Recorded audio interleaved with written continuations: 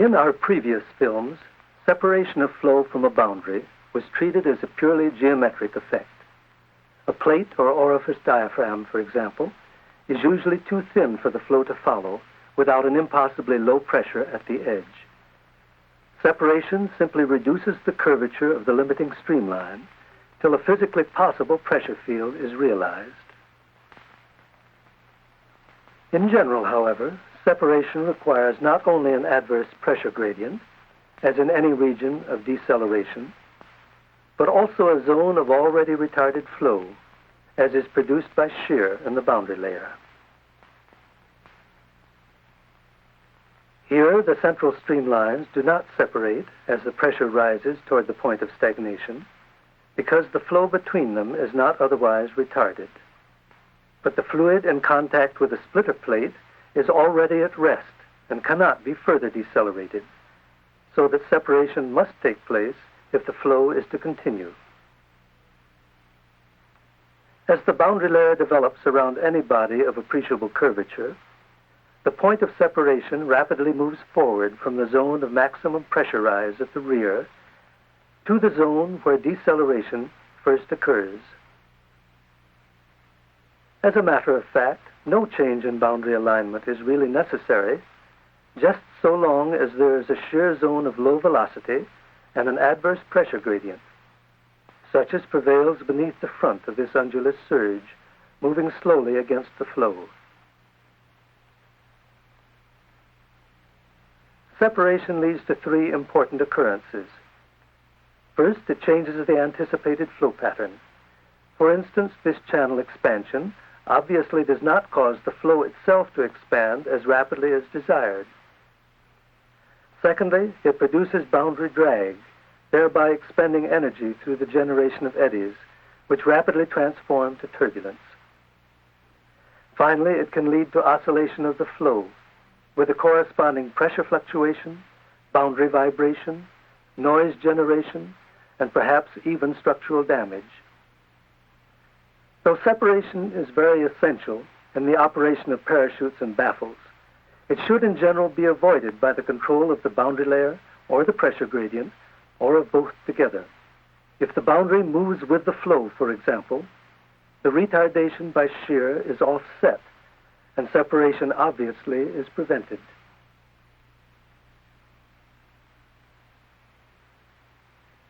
Much the same elimination of separation is realized if, as is now beginning to occur, fluid is discharged tangentially into the boundary layer region through boundary slots.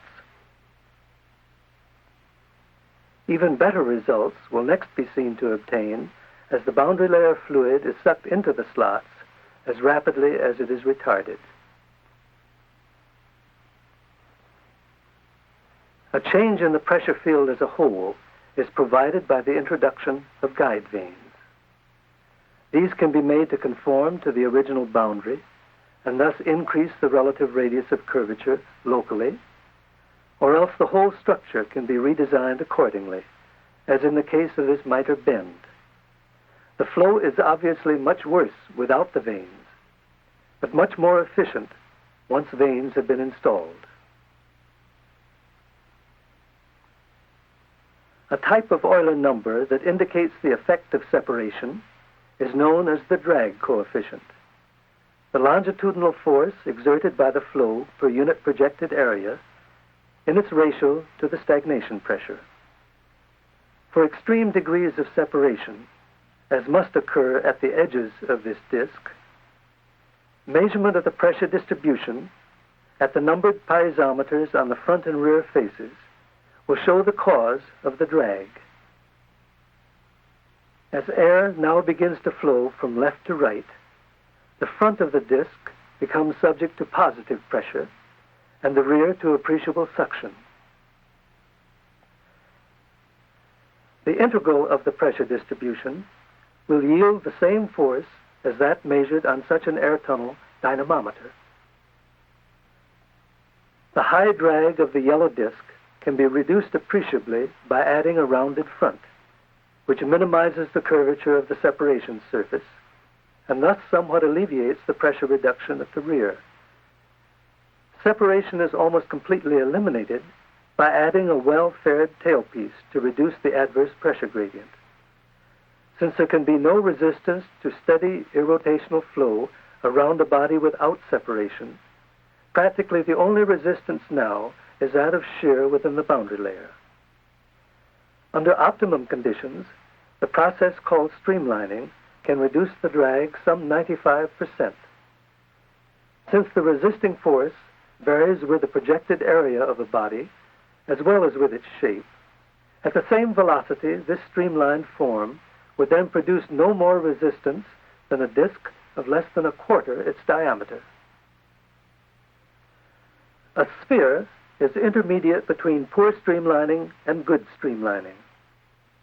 As can be seen from the distribution of pressure measured at the numbered piezometers, when flow takes place from left to right, the low pressure at the rear, compared with the high pressure at the front, indicates that separation still occurs. As is shown by injecting smoke into the wake, the line of separation is even ahead of the midsection. Making the boundary layer turbulent prematurely by a tripwire tends to reduce the separation tendency, as is evident from the shift of the separation point to the rear of the midsection.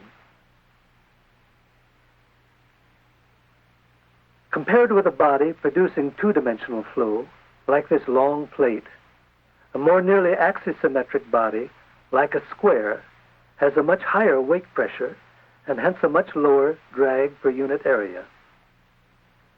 The drag coefficient of a square plate, therefore, is increased by cutting it into more nearly two-dimensional strips and slightly separating them. A body that is in the wake of another, being in a zone of reduced velocity, experiences a great reduction in drag, as any cyclist who has coasted along behind a truck is well aware.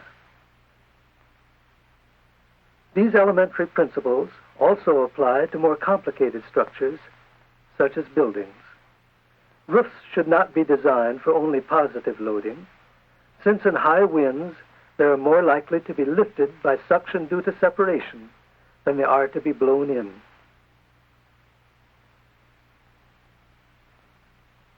Chimneys, obviously, should not terminate within zones of separation, or the smoke will fill the region behind them. This is seen to be the case almost regardless of the direction from which the wind comes.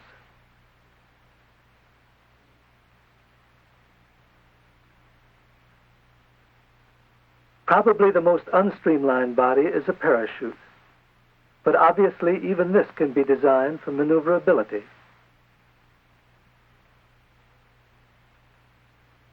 Moreover, even the human body in free fall can control its turning moment about 3 different axes, as this skydiver clearly shows.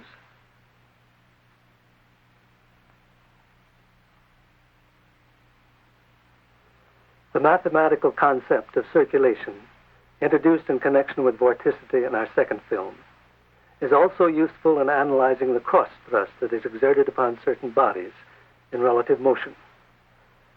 The circulation gamma is defined as the line integral of the tangential component of the velocity completely around a closed curve. It's thus a measure of the tendency of the fluid to circulate around the curve, either in the one direction or in the other. The circular streamlines of an irrotational vortex are all lines of constant circulation, for the velocity varies inversely and the circumference directly with the radius. Now, if the velocity field of such a vortex is superposed upon the velocity field of irrotational flow around a body, say a circular cylinder, the velocity on the one side will be augmented and on the other side diminished in proportion to the relative strength of the circulation, and the flow pattern will change accordingly. Where the velocity is increased, the pressure will be reduced, and vice versa, so that a side thrust will be exerted upon the cylinder. Such circulation can be produced in actuality by boundary layer shear around a rotating body. This is illustrated quite graphically by rolling a light paper cylinder down a miniature ski jump. Because of the rotation of the cylinder, as it leaves the jump, the cross thrust will cause it to deviate quite markedly from its normal parabolic trajectory.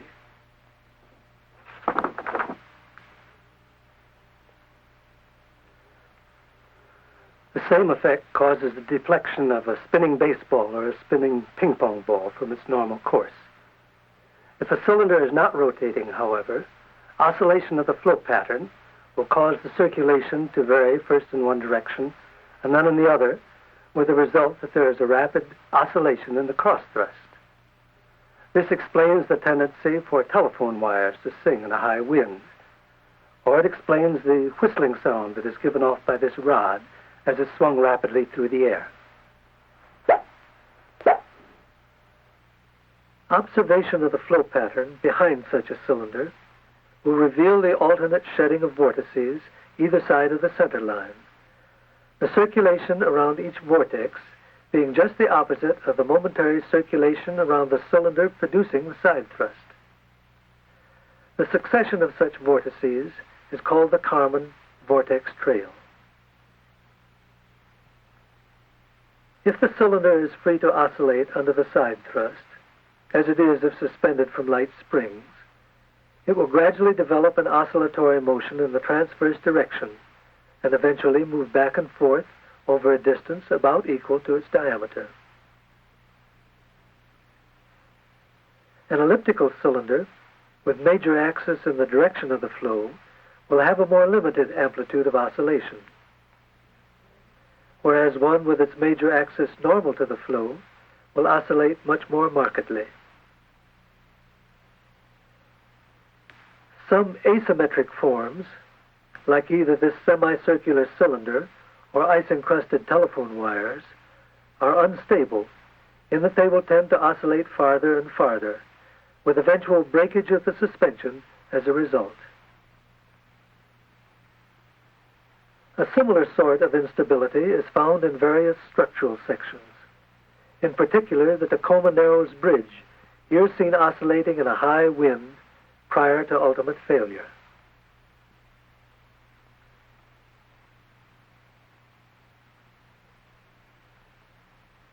A body that is so designed as to take maximum advantage of flow-induced cross-thrust is known as a lifting vane.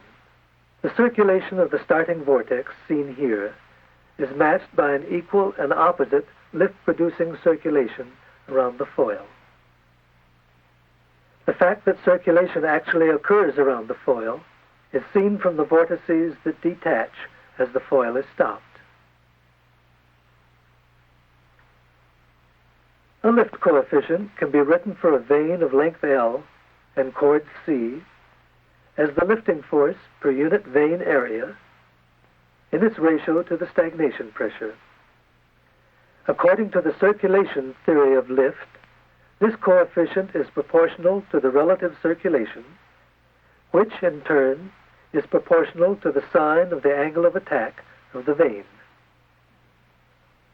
A plot of the measured lift coefficient against angle of attack shows good agreement with the circulation theory at small angles, but a great deviation at high angles as the phenomenon known as stall occurs.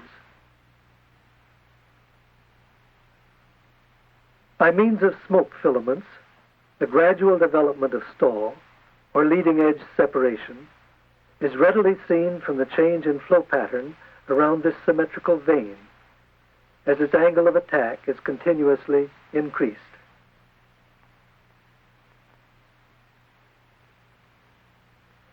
Piezometers at the numbered points around the profile of a vane show that in a steady cross-flow, the circulation induced with growing angle of attack produces a pressure below and a suction above the vane, the difference increasing as the angle of attack increases till stall suddenly occurs. As seen from this polar diagram of lift versus drag, a well-designed lifting vane will display an efficiency or ratio of lift to drag as high as 25 or 30. This is for an aspect ratio, length over chord, that is very great. As the aspect ratio decreases, however, the ratio of lift to drag steadily diminishes. This is because of a tip effect, much like that of the shortened plate, in which flow occurs around the end and diminishes the pressure difference. Near the middle of a vane, smoke filaments show only a two-dimensional separation effect. Near the end, however, as the vane is inclined, first this way and then that, the pressure on one side and suction on the other give rise to an additional circulation effect, an intense tip vortex. This end view of the same foreshortened vane shows the growth of the tip vortex to perfection. The resulting flow directly behind the vane has a downward component called downwash, which necessarily increases with decreasing aspect ratio.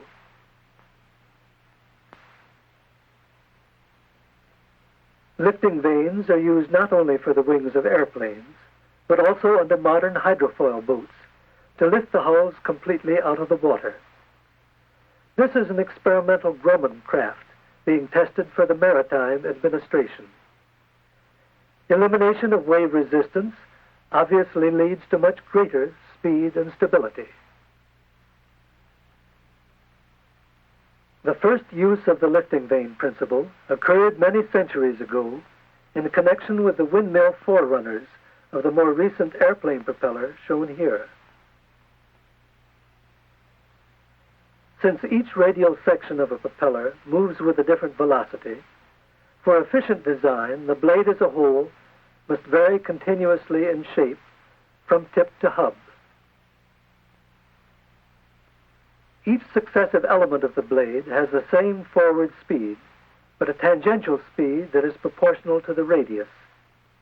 Hence, each will have a different angle of advance, and this in turn makes necessary a variable angle of the blade. For the single blade element now shown, the forward speed and the tangential speed determine its direction of motion relative to the fluid. This and the geometry of the element then control the angle of attack. The lift and drag, measured relative to the direction of motion, evidently both contribute to the axial thrust of the propeller and to the tangential force that is involved in the torque. A ship propeller usually has blades of large chord, so that the load is distributed over a greater area. Thus, the local pressure drop will normally not be great enough to produce cavitation. Here, however, tests conducted under extreme conditions in a cavitation tunnel of the Navy's David Taylor Model Basin show by water vapor formation the decrease in slipstream diameter that must always occur as the propeller accelerates the passing fluid. When the same state of flow is seen in slow motion, the tip vortex is found to yield a spiral tube of water vapor, which shows the actual complexity of the slipstream. Encasing a propeller in a duct, as in a pump or turbine, eliminates both the tip effect and the necking down of the slipstream. The pitch of the blades is often variable, from the braking limit to full feather, in order to control the efficiency and other operating characteristics. Blowers, pumps, and turbines vary from the axial flow or propeller type just shown to the radial flow or centrifugal type of this Allis-Chalmers turbine. A radial flow unit is shown schematically in the laboratory.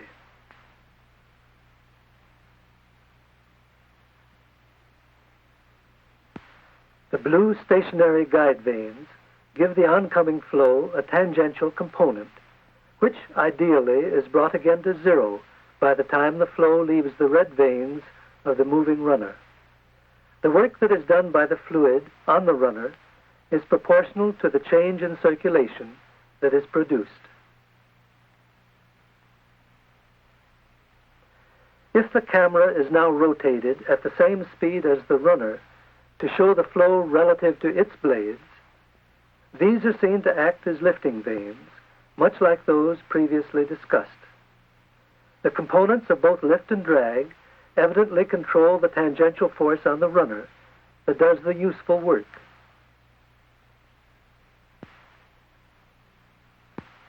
However, if the rate of flow, direction of approach, and runner speed are not properly related, an effect comparable to stall will occur, and the efficiency will be reduced.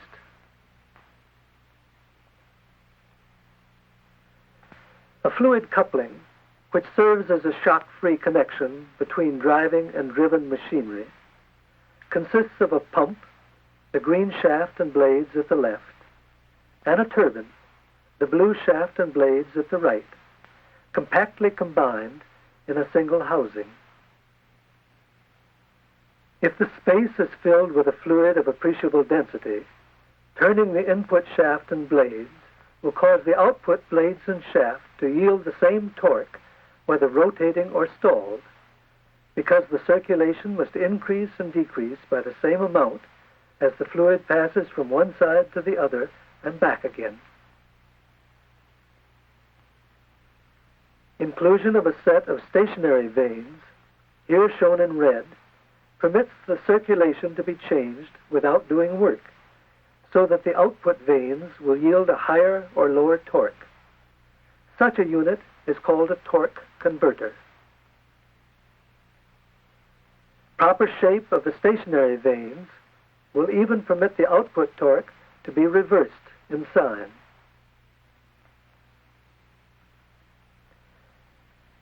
The general principle of using stationary guide vanes, visible in the upper portion of this open model of an aircraft jet engine, as well as moving blades, is the basis of most propulsive machinery. Though the elements are carefully shaped and used in many successive stages, they are all basically lifting vanes.